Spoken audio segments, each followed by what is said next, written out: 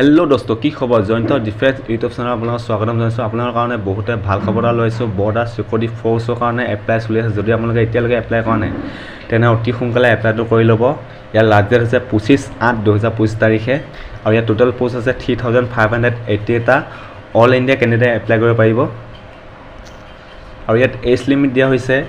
18 বছৰৰ পৰা 25 বছৰলৈ হ'ব লাগিব আৰু এই সিলেকশ্যন দিয়া হৈছে SC ST 5 ইয়াৰ্ছ OBC কাৰণে 3 ইয়াৰ্ছ আৰু ইয়াত কোনটো পোষ্টত কিমানটা ভেকেন্সি আছে ভালকৈ আপোনালোকে চাই ল'ব ডিটেইলছটো তাৰপিছত আপোনালোকৰ এডুকেশ্যন কোৱালিফিকেশ্যন কিমান লাগিব আপোনালোকৰ কুক ৱাটাৰ কেৰিয়াৰ উইডাৰ কাৰণে আপোনালোকে চিম্পল মেট্ৰিক পাছ কৰিব লাগিব লগতে ফুড প্ৰডাকশ্যন কিটচেন কোৰ্চৰ NSDC চাৰ্টিফিকেট থাকিব লাগিব তাৰপিছত আপোনালোকৰ carpenter plumber painter electrician pump operator কাৰণে আপোনালোকে মেট্ৰিক পাছ কৰিব লাগিব প্লাছ 2 ইয়াৰ্ছ ITI চাৰ্টিফিকেট থাকিব লাগিব তাৰপিছত আপোনালোকৰ কবলাৰ টেইলাৰ ৱাছমেন বাৰ্বাৰ